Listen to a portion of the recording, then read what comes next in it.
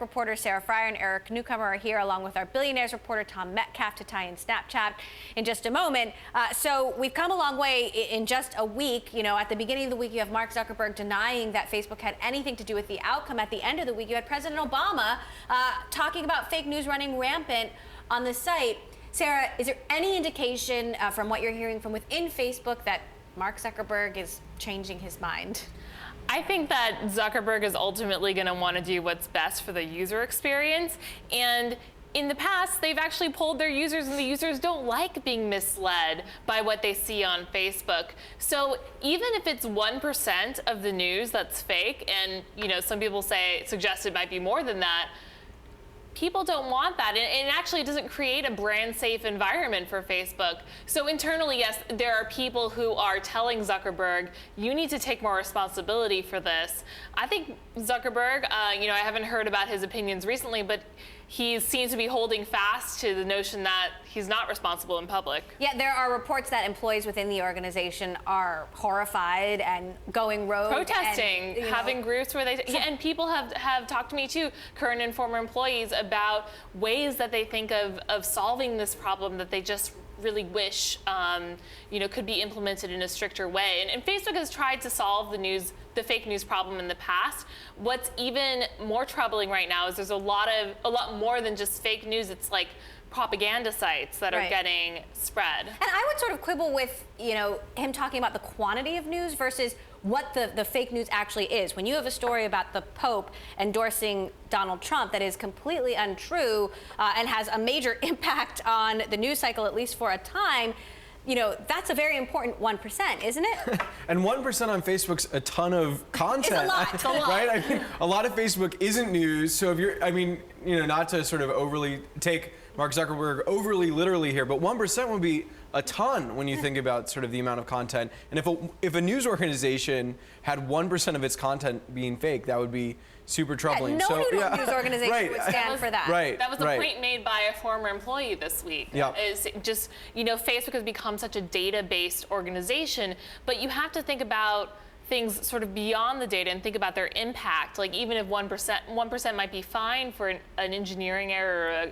but for the information that the public gets about a critical election. And I think, right, Eric, you wrote the column, our Bloomberg Tech column this week, where you took this issue on, and you had an interesting take where you said, bring back Milo. And so Milo is Milo Yiannopoulos, the Breitbart writer who was banned from Twitter. Yeah. Twitter has now gone on to ban other accounts tied to white supremacy. You say that's actually the wrong approach. Yeah, I was trying to sort of lay out a set of principles and say, Twitter and Facebook don't have to be that different. They should let anybody publish on the platform. The problem with people like Milo is that they're creating this really toxic experience. So what they need to do is find ways to protect the user, say, make it easier to block people, and sort of find an experience that they find enjoyable. So on the one hand, let people publish, but on the other hand, give users more control over what they see.